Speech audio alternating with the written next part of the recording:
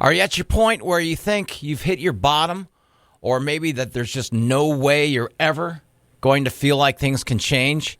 I was like that. I really was. And I want you to know, my name is Bromo, by the way. I want you to know that there is a way out. Please join us for my podcasts. All right, here we go. A rare middle of the week podcast for me. It is the 17th of April. It is about 49 degrees here in Bismarck. It rained like heck yesterday, but now the skies are somewhat clear. Temperatures are trying to rise, and There Is a Way Out. My name is Bromo. I am an alcoholic. My sobriety date is 2/17/09. I'm very pleased to bring guests on. That's my real strength. I tell everyone this. First of all, I don't have a degree or I don't have a certificate. I'm not an expert at this at all. I just have 15 years of experience, which I try to share with everybody that I can on Facebook or however I come across. And I love the fact that I can bring people on. And I tell everybody this. It's not me that I feel that this podcast is strong. It's my guests. And tonight, I was able to locate this gentleman, and I want to tell this guy why I got a hold of him in a second. Jay, are you there? Yes, I'm here, Bromo. Jay RIZZO, you have a very soothing voice. Did you know that? Thank you. And where are you calling me from? You're from Bismarck, right? Where are you from? Yeah, I actually live out here in Lincoln, but I grew up in Parshall. Okay. Yeah. What is your age, if you don't mind me getting really personal? I'm 45 years old today. Oh, this is your birthday? No. Oh, just today. I'm 45. I'll be 46 in June. Okay. Yeah, you and I are almost. I'm going to be a lot younger than you in May. I'm almost 36, Jay. I'm not sure if you know that. Oh no. That's a stupid joke. I'm way older than you. I got shoes older than you are. Okay, so you're from the North Dakota area, though, correct? Yeah. I was born in Montana, though. Okay. How many? What do you got? What kind of family members do you have, if you don't mind mentioning? I have 2 daughters that I raised, and I have 2 sons that I didn't raise. Okay. Yeah. Let me give you a background of how I met Jay.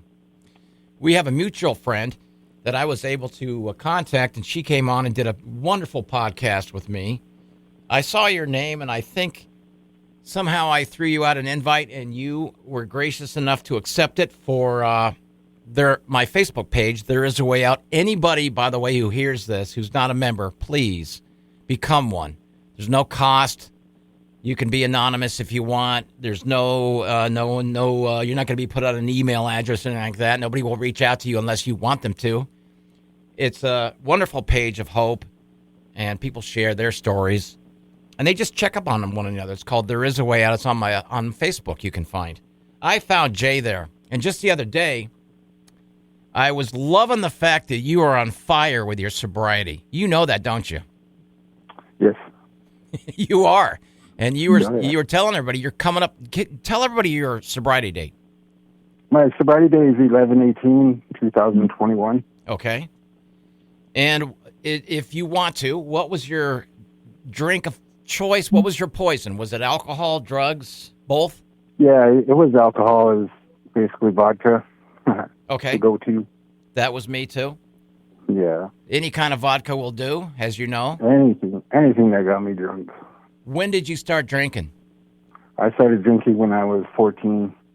Did you drink because you were around friends? Did somebody introduce it to you? Was it in your family? Actually, it was curiosity. We seen the older kids doing it when I was in, it's probably elementary, middle school, about, seeing the older kids out partying and whatnot, and it seemed fun. So yeah, seemed I fun. tried it. You saw people laughing at parties. How were you able to get the booze? Was it snuck to you? That's easy. Yeah. The first time I ever got drunk, I had a buddy, and his dad had a liquor cabinet, so we made a concoction of all the liquors. And oh man, first time I ever got inebriated was that time. I laugh. You and I have so much in common, because when I was in my early teens, did the same thing at a friend's house. He had this goofy looking bar, and there was a billion different bottles in there, and he started thinking he was funny. and he started pouring a bunch into it, like a big one huge tumbler glass. And Oh, after wow. about 2 glasses of that, I could barely ride my bike 2 blocks home. So you and I have a lot in common. You remember that was Yeah. like, right? You remember being Oh, wobbly yeah. and fun for a Yes. while. For a while, yeah. And then, of course, you wake up with a headache or Yeah. someone catches booze on your breath and they give it to you and you get in trouble Yep. and whatever. But you probably went back to it after a while, right? I mean, you found booze Yes. not a problem to get a hold of, right? Exactly. So you started pretty young.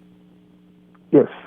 Did you maintain that, or did you do anything else, like pot or anything like that come your way? Yeah, it started out with the alcohol, and then obviously seeing the older kids, smoking weed. So we had to try the weed too, and loved that also at the time.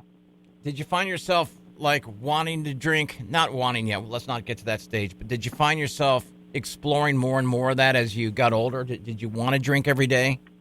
Yeah, I got into the habit of let's drink to be different. Let's drink to be the standout. Let's drink to be the guys behind the school. Yeah. Passing around a joint and a jug. That was us. So let me ask you this: what kind of drunk were you? How did this change? How did drinking and alcohol change Jay Rizzo? How did that make you? I was pretty much the life of the party. Like when I was drunk, I walked into a room, jumped in a car, all the chicks had dibs on me, is what I thought. So not like me. I mean, I would be bold at points, but I had no chicks interested in me at all. Oh man. I had no game no matter what I was doing. Oh, I could have put a Brad Pitt mask on and walk into a room full of drunk people and that wouldn't do anything. So did you feel like the alcohol and whatever pot or whatever, did you feel like that changed you? You knew it too? Yeah, exactly. Like it totally made me a different person from, the childhood I was raised up in. So yeah, it was great. What kind of childhood were you raised in? Were you around a strict family? Were they strict? Yeah, I was raised by a Marine. My father died when I was 3, so I never knew him. I'm sorry. And my mom remarried, and she married a Marine. Obviously, I was the stepchild. Yeah. Oh boy, I'm sorry about that. I mean, that's fine. Is he still alive? When she remarried? Yeah, he's the Marine stepdad, still alive. Still call him Pop. Still love the guy to death. And I had nothing against him. We'll talk about that a little further into the podcast. I'm sure you have a wonderful relationship with him now, don't you? Yes, I do. Yeah, do me a favor, Jay. You make sure you tell him from me, thank you for his service. My mom and dad taught me to be very, very gracious towards the military and police and all of that. Okay, so you were around a strict family. Was there any drinking around your family that you would see? No, actually, my mom was sober, and the stepdad, the Marine guy, he was smoking pot regularly. Oh, he was? Yeah. Was he still in the military when he was doing that, or I'm sure they? No. Oh, no. well, By the time he met my mom, he was discharged and started a family. Okay, so you were pretty much in an environment where they weren't encouraging you to drink or anything like that. No, not at all. Not at all. No. It was crazy. So you started sneaking and drinking behind their backs? Yeah, exactly. Okay. And you're in your teens. You're with do you have a large group of friends or just a few? Yeah, we had a few. There was maybe 5 of us at the most, little misfits. So what happened after your teens? Did you go to college? What'd you do? 14, all the way up until I was 19. I dropped out of school when I was a junior. Okay. And yeah, when I was a junior, I basically left my mom, the care of my mom, and I started couch surfing. Yeah. Started, crashing on buddies' couches and whatnot. And I just lived on the streets basically until I was like 21. I've never done that. Let me ask you this. Yeah. I know a lot of people that have. When you're young, and wait a minute, were you out here in North Dakota when you were doing all that? Yeah, I was in the Partial area. All right, let's back up a little bit. In California, you can be homeless 365 days a year. No sweat. I mean, if it rains, maybe. If it gets a little bit below 40 degrees, no sweat. Yeah. In North Dakota, man, I'll tell you one thing I've learned. I don't know how anybody can live on the streets during the winter. I don't know how you do it. Do you understand what I'm saying here? Yeah, there was a few times I've crawled in windows and people didn't know I was there. Oh, my God. Yeah, I crawled in. I was cold, slept on the couches. They'd wake up the next morning and I'd be there, and all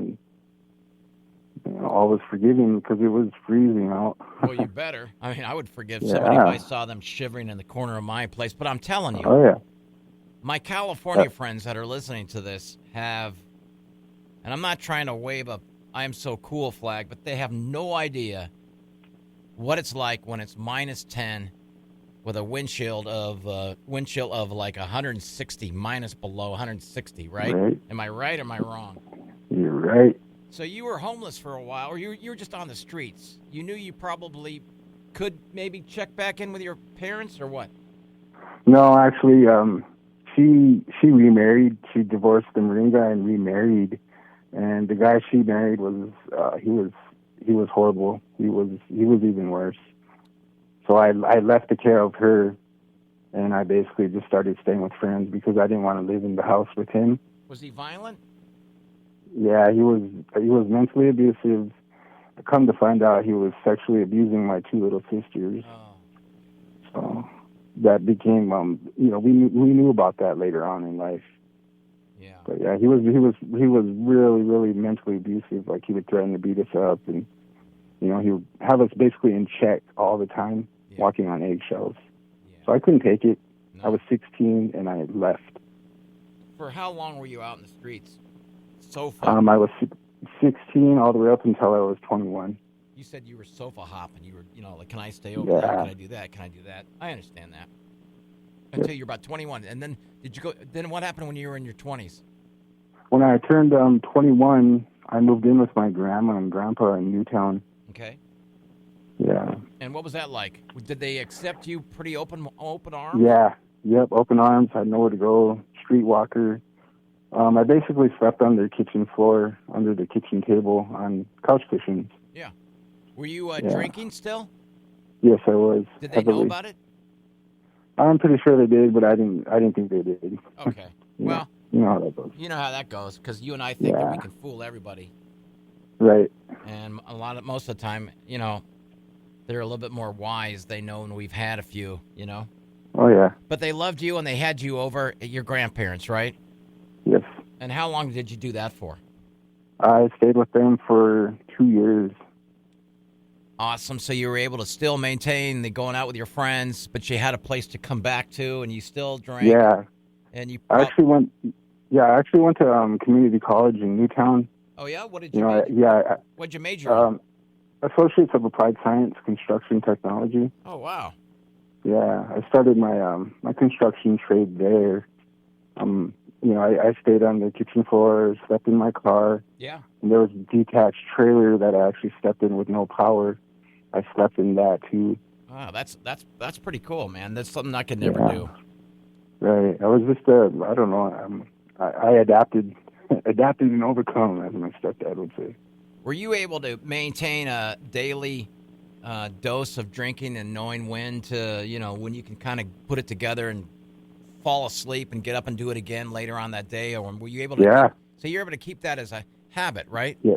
Yes, exactly. And you probably loved it, right? I did. What did you love about it? I actually liked like I did when I found it the first time. The feeling that it gave me, the inebriation, the mindset change. Yeah. I loved that feeling, so I chased it. You chased it. Explain to people what that means when you chased it. I liked it in my story, in my everyday environment. I like using, especially when I sponsor guys. I tell them it's called basically chasing the dragon. Yeah. The big happy dragon that's flying in the sky, man. And obviously you're never going to catch him, but the chase is on. You and I are on this podcast now, but I want you to take yourself to where your group is and just explore what you do with your group with my listeners and now your listeners, because we're on this podcast. I want you to share, if you're ready, share and continue your story like you would if you were at a meeting, if that's okay with you. Mm-hmm. That's fine. Yeah, so now, like you said, you're chasing. You're at a comfortable place where you're safe with your grandparents.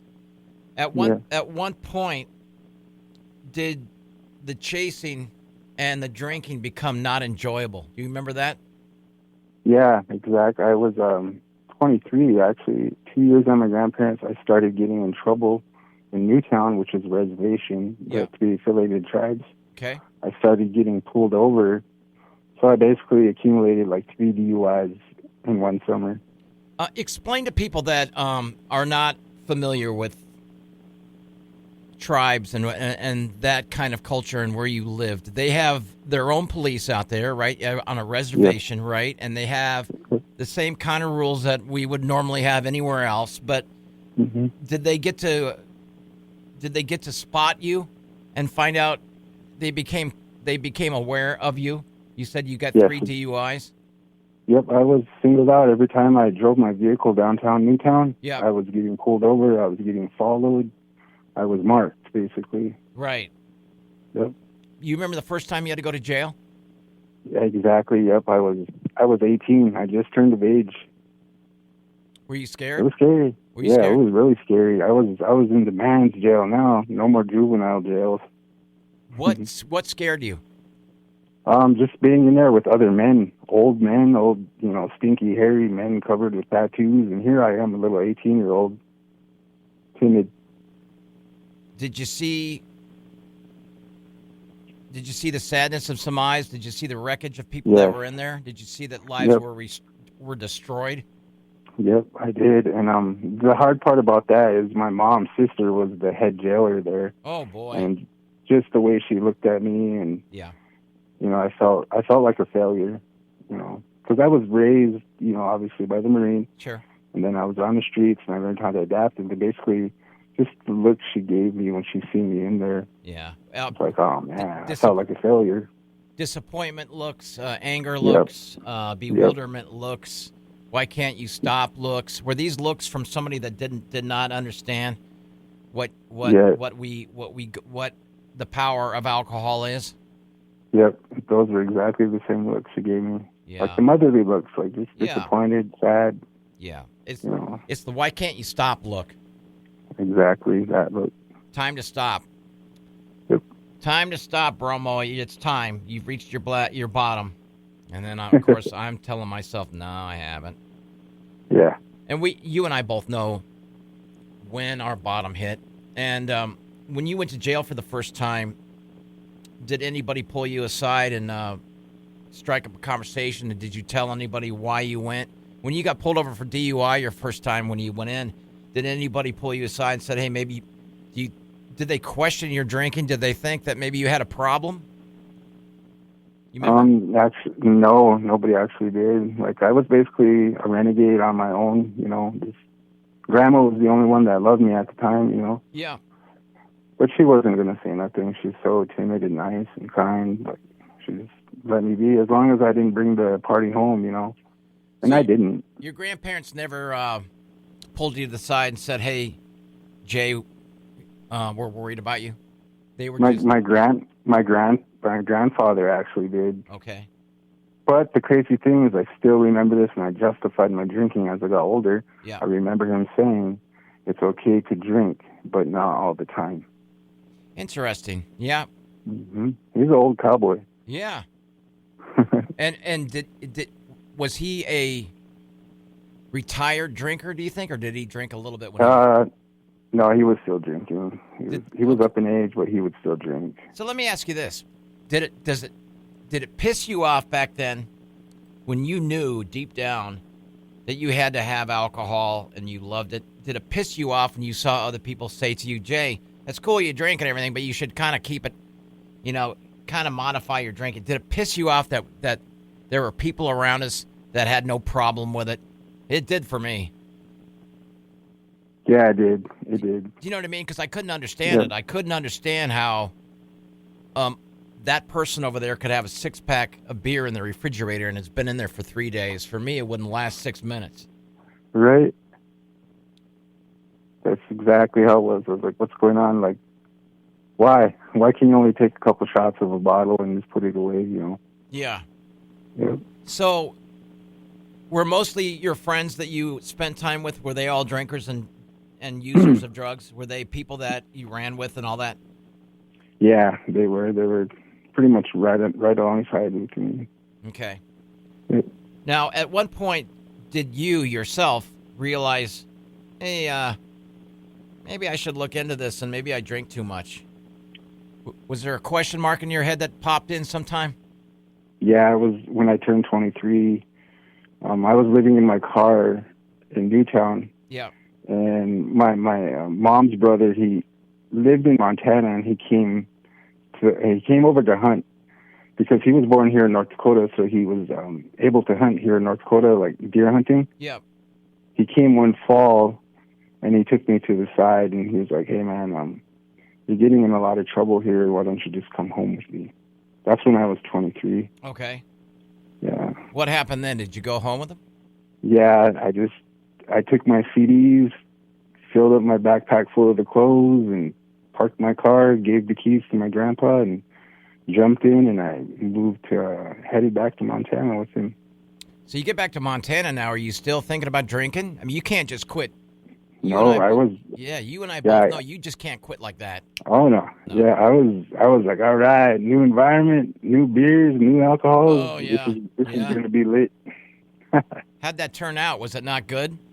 Was it great at first and then it turned sour? Yeah, it was pretty good at first. I stayed in his basement, and then I got a job at a high school. Yeah. And I eventually got my first apartment, and my apartment was the place to go. Like, I would have parties every weekend. Of course. I basically just thrashed it. Like, I just thrashed that apartment. It was my first apartment. Well, it's yours, and you were by yourself, right? Yeah, exactly. It's sleeping in the living room on the floor. You're by yourself. You're king of the castle. You can drink when you want. Yep. And you can go out and get more booze if you want. And you got a job, right? Yep. Your life is manageable, right? Exactly. When did it start not becoming manageable? When you said you said your apartment became kind of a run down a little bit, or you were when did you say to yourself, I'm having a tough time driving this bus here. I'm having a tough time running my life. I think when I turned 25, I was expecting my second kid. Oh. My daughter, she was about ready to be born. Yeah. And me and her mom, we basically, we were getting drunk all the time. Yeah. I was drinking while she was in the womb. Oh. And it was horrible. I drug her down with me. Yeah. Yeah. Do you still feel guilty about that? Yes, I do. You said you dragged her down with you. You feel that you were responsible for her drinking? Yes. Do you really believe that? Actually, we met at a party in my apartment. So I met her when we were both drinking. Yeah. But like I said, she got pregnant. We went on this little dry spell for a couple of months, and obviously here I am. Let's go get some beer. Well, yeah. And then she, had a couple beers right along with me. And you know that she loved that taste of alcohol too, right, Jay? So that's not all you. That's not all your fault. No, yeah. I understand big time. I understand big time for you to feel those reservations of, man, I dragged her down into that. Shame on me. But she knew what she was doing. Yeah. So you said you have 2 kids, correct? Yeah, 2 daughters I raised. So let me take it back. When I was 19, I was expecting my first child. Yeah. And I didn't raise him. The mother of that child, she left me right away because I continued drinking. She said, if you want... Yeah, did she say... Sorry, Jay, did she say to you, stop, or I'll leave? Yep. That was exactly it. She said, quit this, let's raise our kid together, otherwise I'm gone. And I didn't take her seriously. I'm just getting started, you know what I mean? Oh, I know what you mean. I know what you mean. I'll bet you when that was raised to you, hey, you keep drinking, I'm going to leave. And at that point, it's got to take a landslide. It's got to take more than that to keep you from drinking. Yep. And so you made that decision because you didn't want to stop, right? Right. Drinking was your life. And you didn't think that she was serious, and she left you? Yeah, exactly. She ain't going to leave me. She's pregnant, and she needs me. to Yeah. raise his kid, and that mentality is just Yeah. it was crazy. No, I know. Do you still do you have any contact with that kid? No. No, not at all. As soon as she split, she just shut the door on. She shut the door on me. She remarried. Or she married. Yeah. So the guy adopted my son and changed his last name. Yeah. He's 26 today, and the last time I seen him he was 2 years old. Yeah. Yeah. Yeah, that's rough, buddy. Yeah. That's part of I hate to tell you, that's part of the deal. Exactly. When we what hurts me is I heard him call me dad when he just started speaking. Yeah. Because he used to come stay with me in Newtown. He used to come stay with me on the weekends. Yeah. He's a little toddler running around with his, sippy cup, and I actually heard him call me dad. And that gets me to this day, you know what I mean? It just, oh, man. Well, listen, your sobriety right now, as we jump ahead and we'll go back to where you were, your sobriety right now, think about it. You never know down the road. This young man, does he have a name? Yeah. What's his name? Jaden. He may seek you out sometime, or he'll hear about you from others. And when he finds what you've done with your life completely changing it around, you may have that gift thrown back at you. Right. But, yeah, those memories have got to be rough. Yeah. Let me ask you this. Do those memories of him ever ignite something in you that says, maybe you know what? Maybe I should drink a little bit to take away those memories? Yeah, I continued using after I left her. I continued using and drinking because of that. I Sure. just escaped reality by getting inebriated. So what was the final? What was the turning point where you said to yourself, I owe myself a better life? And was it either somebody made you? Did you do it to yourself? Did you come to a point where you said, I'd like to see what it's going to be like if I can try to be sober and get some help? Did you get help, Jay? Yeah, I got help just recently for the last time. I mean, that jumps years ahead.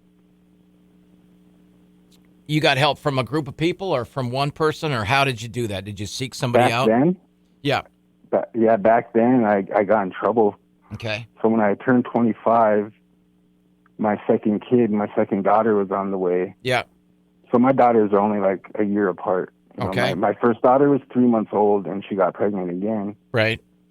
So we have our second daughter on the way, and me and the mother, we got into a domestic dispute, and I basically threw a big rock through the windshield while my newborn was sitting in the passenger wheel. Yeah. Because she threatened to take off to go get the cops. Yeah. This is in Montana, right? Right. So she was pulling out, and I threw a big old, like a boulder through the windshield, and not thinking, I was drunk at the time. Sure. I could have hurt my daughter. Yep. And that hurt, it sobered me up. I went on a dry spell for, I want to say like 8 years. But I wasn't clean. I just turned one addiction into another, and I started heavily smoking pot. Yeah. Yeah. But not drinking, right? No, I didn't drink. That scared me so bad. Like, we both got domestic dispute charges. We both got child endangerment charges. We both woke up in jail. Mm-hmm. Luckily, the mother of my kids' mom, the grandma, took my two little ones in. Yeah. And it was sad to see them, being raised by another woman and not us. Yeah. So it hurt. It still hurts to this day. But I'm thankful they didn't get to, get put in child care, or was that Child Protective Services? Yeah. Well, the grandmother took them in. So let me ask you a question. When you were not drinking and you were pulled in, like you said, smoking pot heavily, did you feel that you just substituted one thing for another? Did you ever feel that way? Like eventually did you feel, well, hey, I'm not really doing myself any good here. I'm not drinking, yes, but you're still getting high and you don't have your senses about you, and you're probably, in another awful rut with, I mean, look. To this day, yeah. it's crazy because I know what it was back then. Yeah. But I had a reservation. Right. To continue drinking. Okay. It was always that back burner on a stove, I like to call it. Yeah. It was the pilot light was still lit. Yep. I always wanted, every day, I always wanted to ask the mother of my children, hey, let's go get a bottle. Yeah. Or let's go get a couple 40s because that's what we drank. I always wanted to ask her that every day, but I didn't. Okay. Until. Go ahead. Until when? Until I was like 31. Right. I finally bit the bullet and I asked her, our kids are a little older now. Yeah. Why don't we go to the bar? Let's go have a couple pitchers of beer. And she agreed. And it was off to the races again. And tell everybody, when you're off to the races again, obviously we know what that means. When you haven't drank for a while and you're off to the races again, tell people how quick it can be where you're right back in that cycle again. It was a matter of maybe a month or two. Yeah. We were substituting beer. We put the beer away and we started getting hard liquor. Yeah. Drinking it straight out of the bottle. Yeah. It's hard. Chasing it. It's really hard to explain to somebody that has no clue how quick the disease can catch you. Like it says in the book or whatever, where the guy went 20-something years and then he pulled over and he bought a couple of bottles and he threw it in. He threw some milk and one of the booze into a cup and he drank it and he was right back. The vicious cycle. He was right back to where he was those 20 years ago. And people say, you have to learn something about yourself in all that time. You don't, because it brings you right back where you were. Hits you just as hard or harder. Yep, twice fold sometimes. So when you started to tell us what it was like when you first began sober for the first time and stayed sober. When you started nearing your sobriety date, tell us what that was like for your life. How do you change that around? I actually got tired. I got tired of running because I was a runner. I ran from my mom and my stepdad when I was 16, so I was like, hey, that worked. Yeah. So when I was 31, all the way up until, I don't know, when I was almost 40, okay, I was in, a couple relationships. Like I would run from relationship to relationship with women, and I would just basically use them. And so not so much as a place to crash, but a place to crash. You know what I mean? Sure. Yeah. But you got tired of that. I got tired of it real quick. I'm getting older. I worked construction all my life, so my body was getting beat up.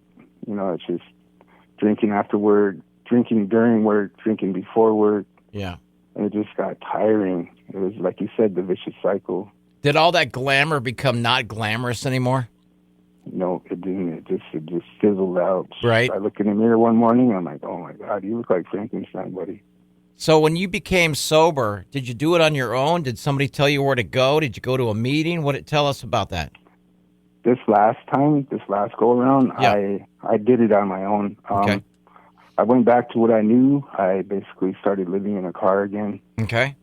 And that was Newtown. I moved back to Newtown, the geographical change. Came back to Newtown. Started living in a car. And it was November-ish, so it was getting cold. Yeah. And, if you want me to tell the story, I could. Of my last go-around. I'd like to hear, and I think our listeners would like to hear how you came to grips with yourself. You said it was getting tired. You were tired of being on the run, basically. You were tired of the drinking. I want to hear myself how you felt when you first, and what you did to stay sober. That's what people want to know. Yeah. I actually, like I said, I was living in a car. It was getting cold. I was running out of places to stay. Yeah. My auntie would get us a room in a little hotel or a little motel in Newtown for a week. Yeah. And that ran out. Yeah. And my mom's sister, my other auntie, we'd go over there and eat. Because I was staying with my cousin at the time. I called her my sister, and it was her vehicle we were sleeping in. Right. And my auntie said, you guys come on over and stay with me. So we'd go over there and eat, hot meals. Yep. And I told her, I said, I'm trying to get into treatment. But at the time, I had money. I wanted to continue drinking, so I did, Yeah. Then eventually all that ran out, and it started getting cold. And we couldn't sleep in our car no more because it was too cold. Yeah. So my auntie's like, you guys come stay with me until you get into treatment. And you say treatment. Where was the treatment at, if you can say? I went to Raleigh. Okay. Impaired Recovery Center. And how long were you in the recovery center for? 60 days. What was that like in the first week or two? Were you... Oh, the first week was horrible. Like, I was on a good drunk from July to November. Yeah. That summer, I just tried to stay drunk. Like, I tried, but I couldn't. Ran out of options, ran out of money, ran out of places to stay.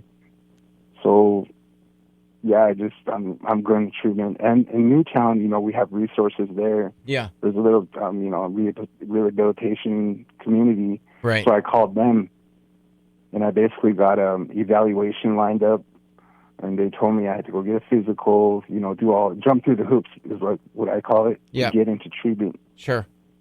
So I did that for about 4 weeks. I jumped through those hoops, waiting for that call. Yeah. For a bed to open up. Send me anywhere. Yeah. Send me to California. Send me to Florida. Yeah. Anywhere. I'm tired of sleeping on these couches. Let me ask you this. Deep down, were you afraid to get that call? Did you still... Yes. Yeah.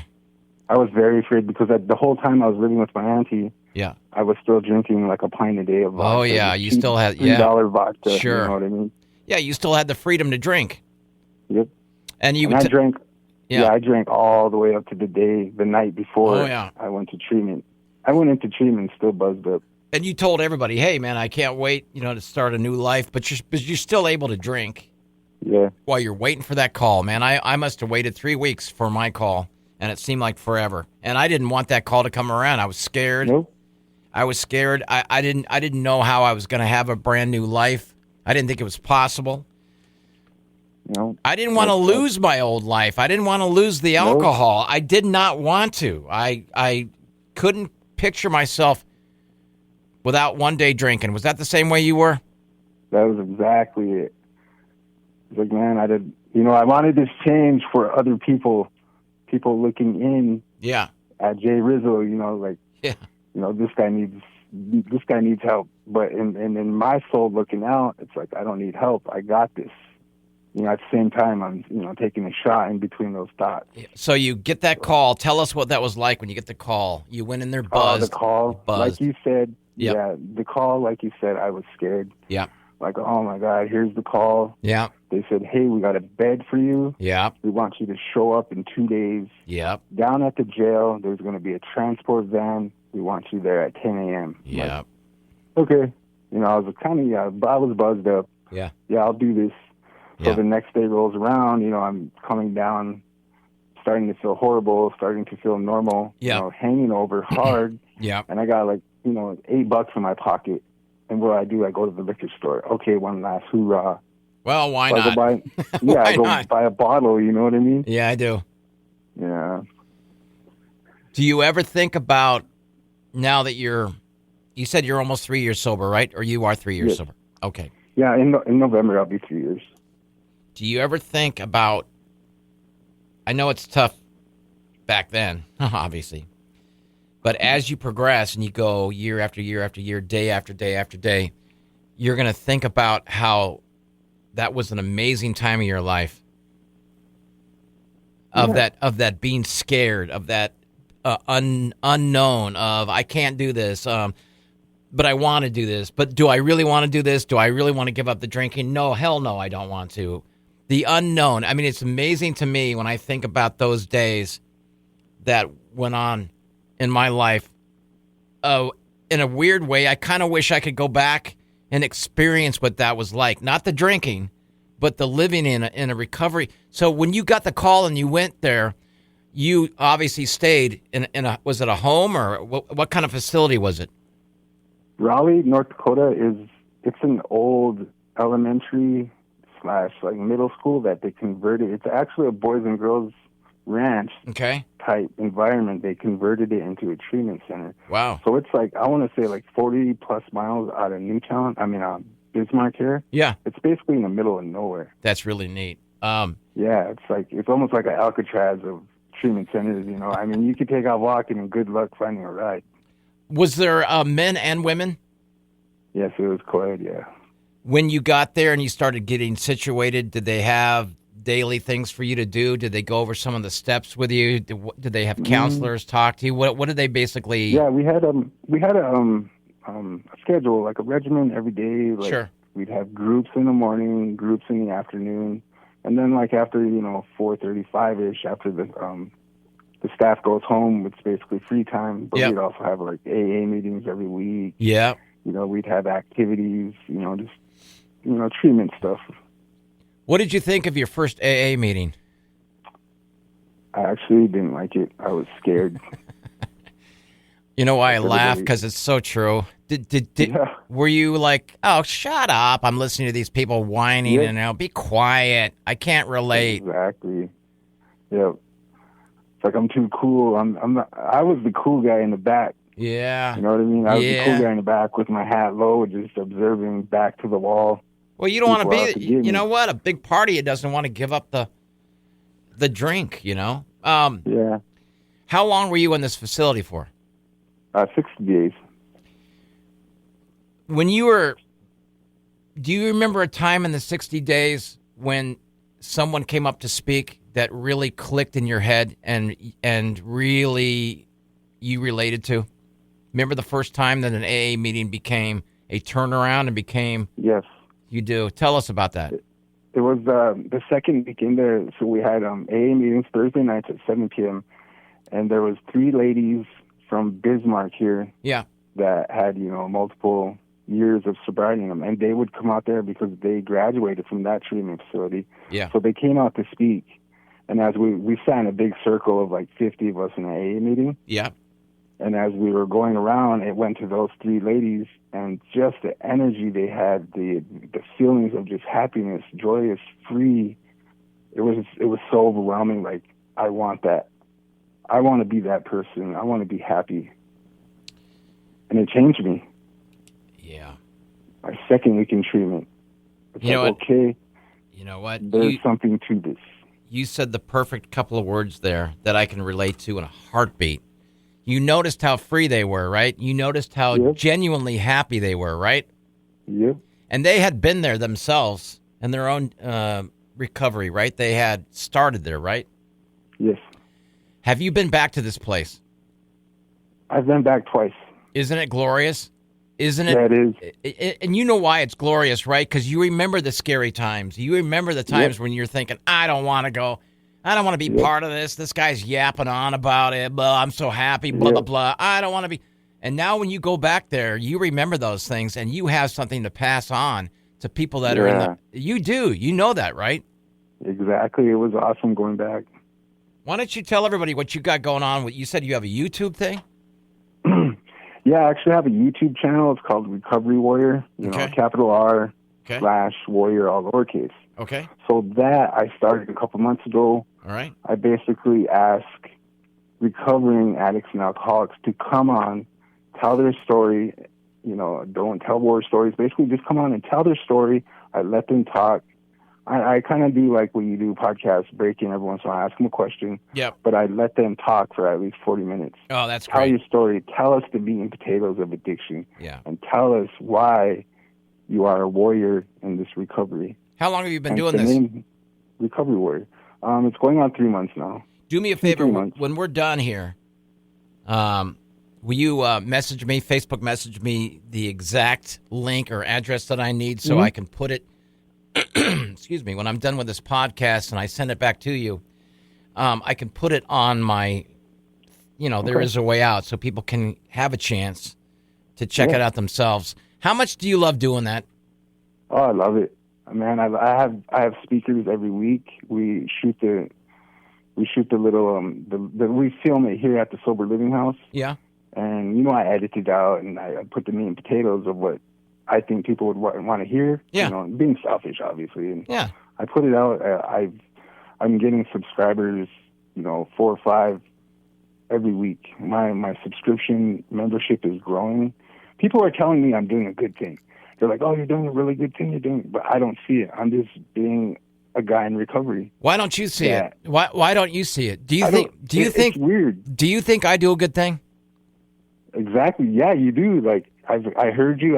Brother Brandon is one of my brothers, and he sent me the link of him on your show, and I believe he put it on Facebook, and I watched that, and I'm like, wow, Bromo. You know, I heard your voice on the radio all the time. Yeah, it's a lousy voice. Wow. Hey, so like, let me throw this back to you, Jay. If you think I do a good job, I can guarantee you that I will think that you do a good job with what you do. Anything you give back to in recovery is just awesome. It's flat out awesome. That's my feeling.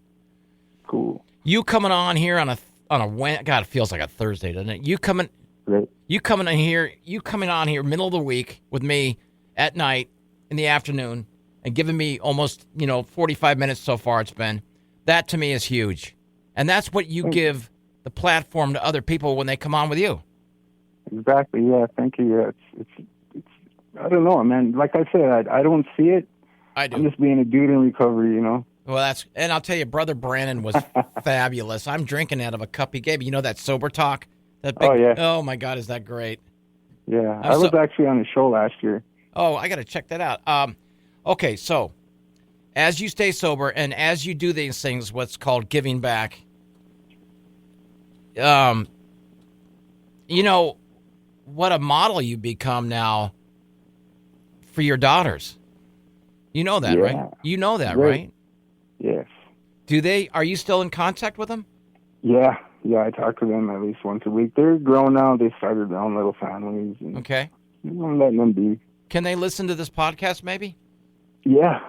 I'm actually going to go see them on Friday. My granddaughter's first birthday is in Billings. So me and my fiance are going to head out Friday and go check that out, and we'll be back Sunday. How'd you meet your fiance? Way to go, buddy. That's cool. I met her on Facebook. Oh, awesome. Yeah, I'll tell you, I've got the face for radio, which means I was close to getting married one time, and that was when I was drinking. And that's when I was given the, hey, that's when I was given the, if you keep drinking, I'll leave you. And she threw that curveball at me 3 times until she left.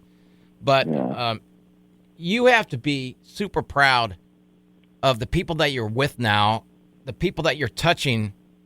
How often do you do your YouTube thing? Once a week, or? Yeah, I put out a new episode like every Thursday. Isn't that cool? In between there, like I'm a sober living house manager at the 3 affiliated tribes sober house. Yeah. We call it MHA Sober Living. Yeah. I've been here for 2 years. I'm the lead house manager at this house, and I've been asking people to come on that I know in the recovery community. Yeah. And it's just awesome. Like. Wait a minute. Tell me that last part again. You're a manager.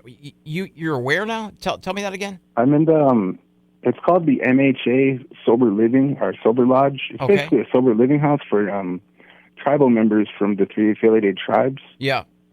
So they have I want to say at least close to 10 houses, throughout the res. There's one in Arizona. Yeah. And they put us tribal members up in sober living. But also, there's requirements to live here. Of course. And I went to treatment. My sobriety date, 11/18/21, was the day I went to treatment. Yeah. And I went to treatment for 2 months. I discharged January 14th, and I came straight to the sober living house. Yeah. And I've been here since. I get paid to be the sober living house manager here. I also have a coworker, so there's 2 of us that run this house. I have 11 roommates, and I'm still here. I sponsor people. Just leading by example. See, I have to tell you how envious I am of you. Do you know that? I have to tell you what a difference you've made in my life. And you were just saying 5 minutes ago, I'm not sure, what kind of difference I make or whatever. If I do any good. And that's just one person, me, that's already envious and already proud of what you do, and you've already touched my life. See what a difference that you make? Thank you. And know, as an experience, the most critical time every day and every second is critical in sobriety. You know that, and I know that. But you know that the really, really critical time is when someone's scared and they come into a house and they're not sure where their life is going. And, you know, you live that. Mm-hmm. You live that, and you're able to look at them and assure them that if they just don't drink every day and they stay alert and they're willing, your life can change in 1,000 trillion ways. Yes. Isn't that awesome? It is awesome. Happy, joyous, and free. Happy, joyous, and free. And there's many reasons why the book has so many cool things in it. And it's not like you and I made them up. Yeah. But I loved what you said. My favorite part of this whole podcast that I can relate to is what you said. And I'll repeat it if you don't mind. There you are in the back of the room. And you're not loving being there. And it's just another AA meeting. Blah, blah, blah, blah, blah, blah, blah. Look at me. Blah, blah, blah. I'm the greatest. Blah, blah, blah, blah, blah, blah. You're all horrible because blah, blah, blah. But then those ladies came in and touched your life because they were free, right? Right. See, that shows what a huge heart you have, and you're in the perfect position where you're at. Mm-hmm. And you and I have a higher power, and our higher power, and I know that you have the same higher power. Our higher power has designated you to do what you do. Yes. And isn't that a compliment? Right. So listen, is there anything you want to tell anybody? If anybody's out there right now listening and going, yeah, you know, I can still drink. I've been told by my dad or my fellow worker that I should give a listen to this podcast because this person thinks maybe I drink too much. I can continue to live this lifestyle. Or the people that are sitting there going, I don't know what to do. There's a lot of resources out there, isn't there, Jay? Yes, there is. What would you tell someone that's on the fence that feels that they may have a problem? I would tell them to surrender. Yeah. Surrender. There's no shame in that, is there? There's no shame in surrendering. No. Again, look at me. I'm going to be 46 in June, and I finally sobered up when I was 43. You know, I'm not homeless. I have a bed. Yep. You know, I have a pillow to lay on. Yep. But I'm a sober living house manager. Yeah. I have a lovely fiance. I'm going to be with her for 2 years in May. And I'm happy. We're happy, me and my fiance. Yeah. You know, it's just awesome, man. It's sobriety, this way of life is awesome. And I'm fine with it. I keep it simple.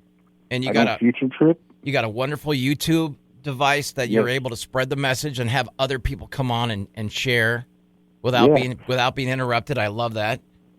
Right. So way to go, man. Way to go. Yeah. You know what? And once again, this is another person I've never met face-to-face in a long time. Yeah. You should have seen it. It was pretty funny in here. Brother Brandon, and I'm pretty sure he won't mind me saying this because it was a deal. It was on the podcast. He came in and he goes, you don't mind if I put this on Facebook Live? And I'm like, oh, God, anybody who sees my gross-looking, ugly face, there's a reason why I do these things with an audio and not a video. Yeah. He puts this thing up, and we just go at it, and he just takes over. He's awesome. I love his energy. Oh, yeah. Yeah, he is. And I can feel that in you, too, pal. You know? Nice. Thank you. You're welcome. Congratulations on your life and your fiance waiting to snatch you away, and yes, thank you. Your daughters that you're going to see, and continue to do what you do without questioning yourself.